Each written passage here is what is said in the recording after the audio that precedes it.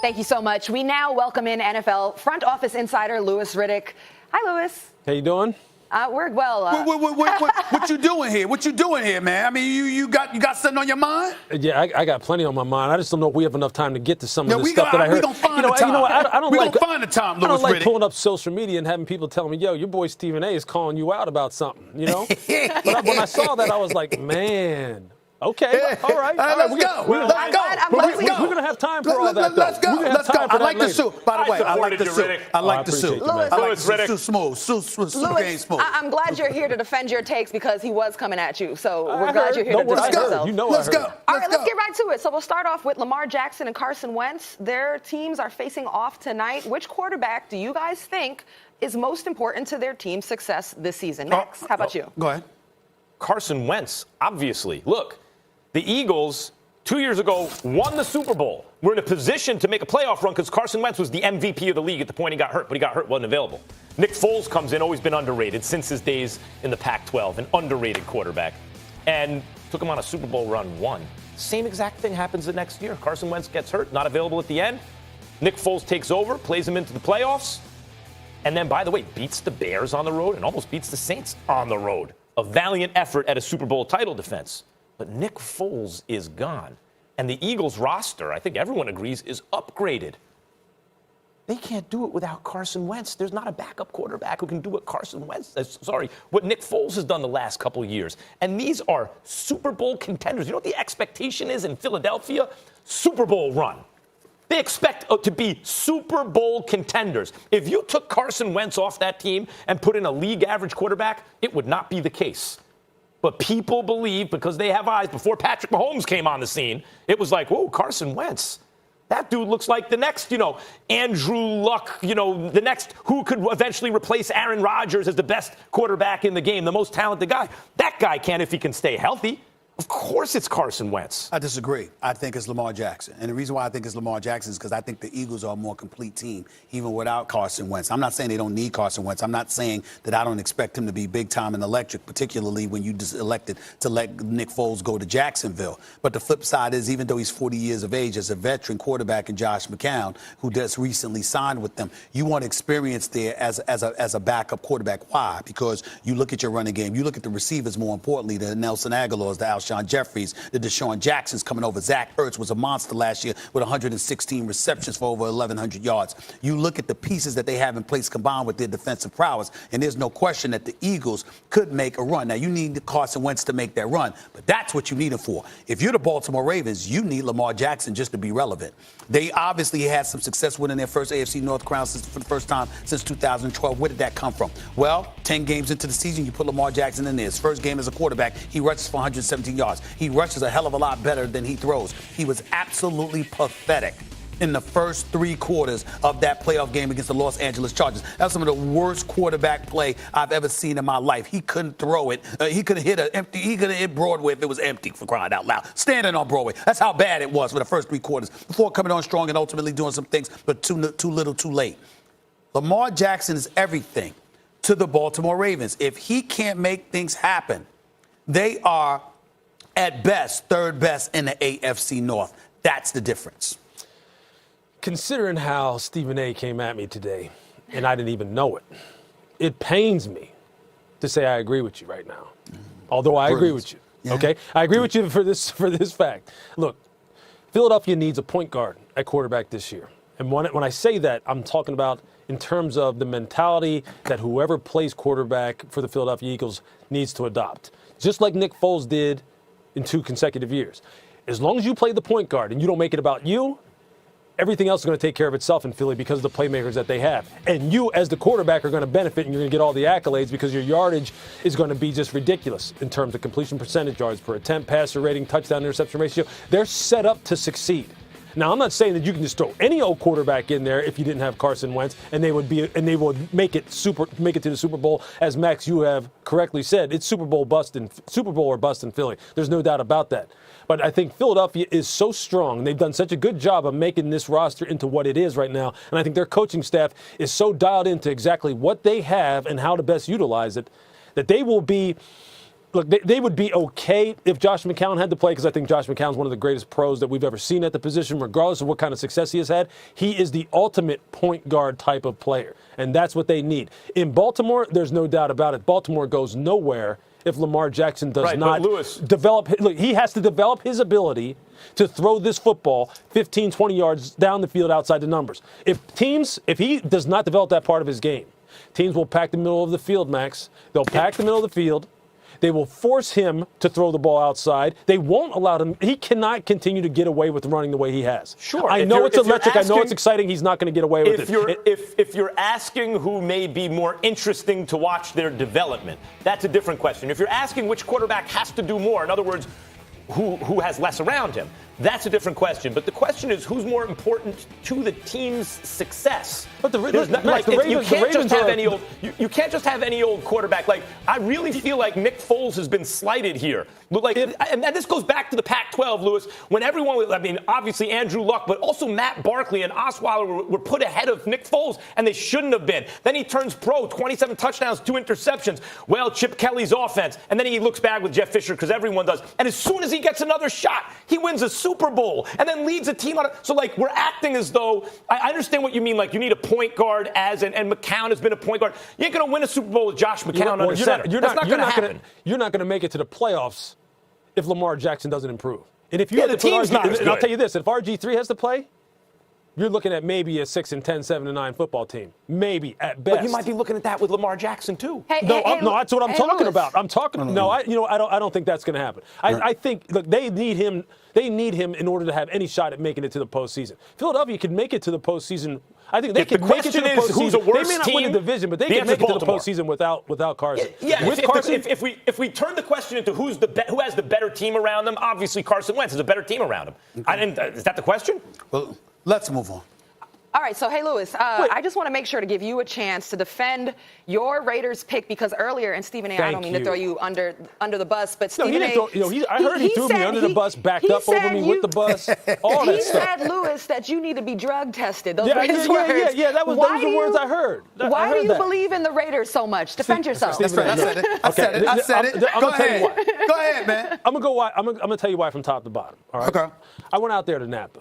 All right. I watched these young men practice. I watched how John was interacting with this football team. I watched how the coaching staff, Paul Gunther, the defensive coordinator, was interacting with this football team. Sat down and talked to Trent Brown. Sat down and talked to Brandon Marshall, the linebacker they got from the Denver Broncos.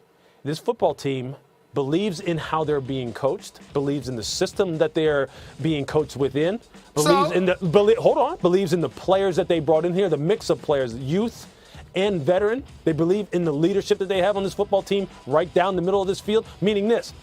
People out there believe in Derek Carr. These young players believe in Derek Carr. Derek Carr believes in John Gruden. That relationship is fine. I've had my questions about that relationship. That relationship is going to be just fine.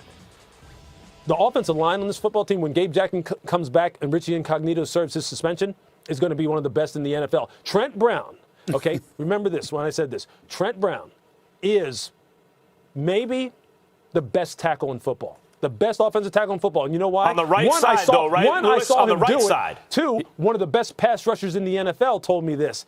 He is the number 1 most difficult guy to beat.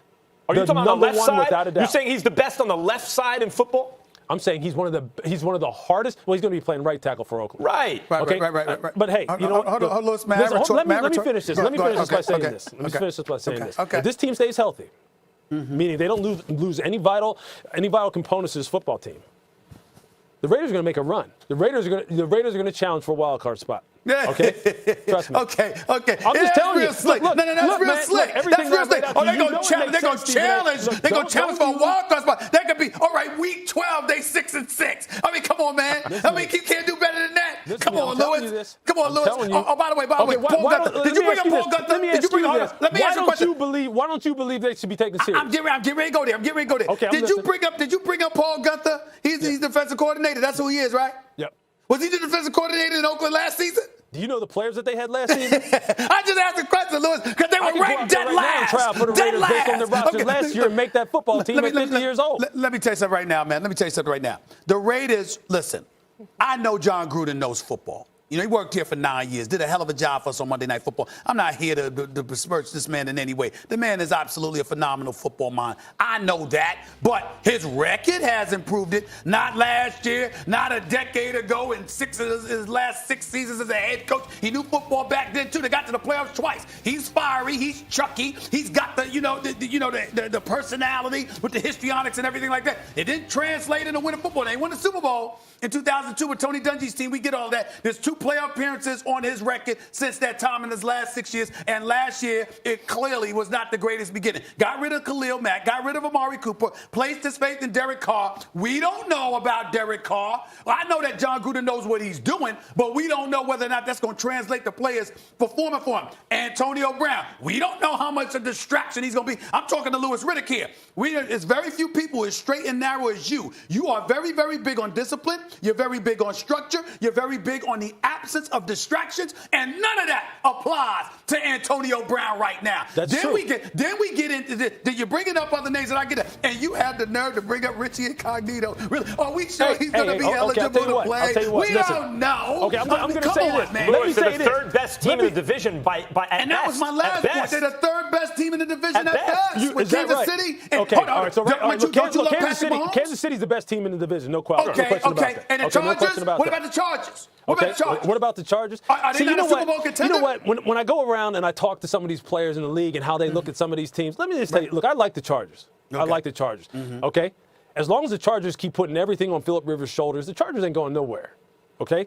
As long as it's always going to be about once you get in November and December and then January, it's going to be about can Phillip carry us or not? They're not going anywhere. Are you ready for my response to that? Okay. I totally agree with you. Come playoff time. Right. But during the regular season, he usually balls, and that's enough to block the I Raiders from getting where you say to go they're ahead getting. and bash on the Raiders. I know it is. I get it. Look, I'm not saying that Richie Incognito is necessarily the kind of player that I would have brought onto my football team. I'm not saying that. I would have brought him on mine. I'm not saying that. I don't mind bullies on the football field. I'm not saying that. In the locker room. And look, we all know that right now Antonio Brown is a pain in the of course we know that. Of course. But I'll tell you this. They have, and you know what? And right now, I'm surprised nobody's brought up Vontaze Burfict, right? How much he could be a distraction, quote unquote. I'll just tell you this, though, about Vontaze Burfict. Nice. And I have said some things about Vontaze as far as his demeanor and his behavior that says, look, I wouldn't want him on my football team either. But I'll tell you this, what the people out there in Oakland said, and the players out there in Oakland have said themselves. The perception of Vontaze Burfict and then what he has been and how he has conducted himself out there, how he is another coach on the football field, and the leadership that he has brought to that football team internally totally flies in the face of everything that we think about. Let me tell you something. I'm just telling you. Let me tell you this. I totally agree with him. I had the pleasure of meeting Vontaze Burfict a couple of years back. I had the pleasure of having a very, very lengthy conversation with him. The brother's smarter than people give him credit for. He's very smart. By the way, he's very, very smart. And I have no doubt that what you're saying is absolutely true. So I'm not trying to knock that. But we get back to Max's point.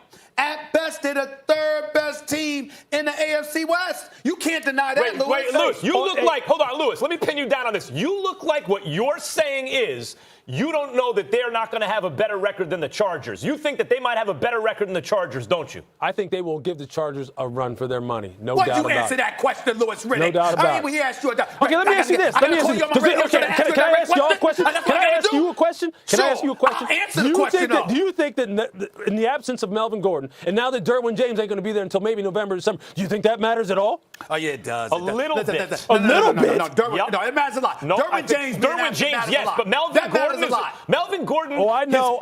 You listen to what Tom Telesco told you, Max. I know what you're listening to. You're saying, you know what, they've got plenty of backs by committee that can go ahead and negate the fact that Melvin Gordon may not be there. I get it. I know. I'm telling you this. I talked to some of the guys who played for the Broncos just the other week, too. Let me just tell you this. Let me tell you. You don't have to believe me right now. I know y'all don't want to get in front of this. I know you don't want to get in front of believing in the fact that the Raiders could actually be turned in the corner. And I know there's plenty of people are going to go, man, you're just a Raiders homer. You know that once a Raider, always a Raider thing? If I hadn't gone out there and talked to these guys and watched these guys practice, I wouldn't be saying what I'm saying. I said, hold on one second, Steve. Louis, I said earlier, the reason I think there's pressure on AB is because guys like Louis Riddick have been talking about and I have to respect your predictions because they frequently come true. I'm just perplexed at how this one's going to come true because of the point Stephen A. just brought up. The Chiefs and the Chargers are better than these guys. That makes them third best. I'm a big believer in the Chiefs, Max. Right. I get got that. Hold on. I'm I just got not it. that big a believer. On Okay, the I'll put it Chargers, this on the way. I'm not Chargers, that on the big a Chargers. believer in the Chargers. Hold on, wait a minute. I'm not buying Wait a what minute, the Chargers are selling. Lewis, wait a minute. You also came on this show. You were a big believer in Vic Fangio as the defensive coordinator in Chicago. He's now the head coach in Denver. You ignored that one. You ignored that one. Oh, by the way, you talk to people. Well, guess what? I talk to people all the time, especially on the basketball side of things, who's in the streets thinking they can play in the NBA. What the hell is that, man? I don't give a damn about the conversations. They got to go out on the field and play. Come on now. Why did you bring up Vic Fangio anyway? What was the point you were about to make? Because I'm saying Denver, you're ignoring the possibility of Denver, too. I'm not sure the Raiders will be better than Denver. never mentioned them at all. I'm just going to say this. Look, Denver's offense scares me. Their offensive line is not good. They're not good. They're going to struggle to score points. Now, I will say this. On the defensive side, Vic will have them right. Bradley Chubb, I'll tell you this. Bradley Chubb is going to challenge for the sack league in the NFL this year. Yeah, Denver looks like a 6-7 win team. Their defense is going to be legit. It's going to be legit. But their offense, on the flip side, the offensive line is terrible. But, Lewis, Denver looks like a typical tough out as they are every year when their records are great. I'm going to tell you what the 6-7 problem wins. is. So you have the Chiefs and the Chargers in Denver. How many wins are left for them? Max is missing the problem with Lewis Riddick. Lewis Riddick hung out there in Napa Valley, all right? You understand what I'm saying? Wine country, hanging out with John Gruden and the boys, and he got a little soft with his daggone analysis. He's emotionally caught up with the Raiders, the Sylvan Black. That's what happened. Him and Mayock, could you imagine Lewis Riddick? Because Mayock knows football, mind you, knows football, and obviously has some media experience. He was exceptional doing that, and I think he's done a good job thus far as a GM with the Raiders. But he hung out with Lewis Riddick. They took him out to wine country. He got a little brainwash? Lewis is compromised. Lewis is compromised. That's what the hell's going on. That's what's going on. He's saying you're a Raiders asset. You guys are terrible. Archive this conversation, because this conversation, we're going to revisit this. Right. Soon. Absolutely. We should revisit it. But again, the suit is nice. The Thank suit you, brother. game. Suit I is appreciate nice. it. Do not let them shame you on being in Napa and living your best life out there. Thank you for joining us so much. Living All right. my best life. More First Take to come. Is James Harden right that the media controls player narratives? You don't want to miss Stephen A. and Max debate this topic.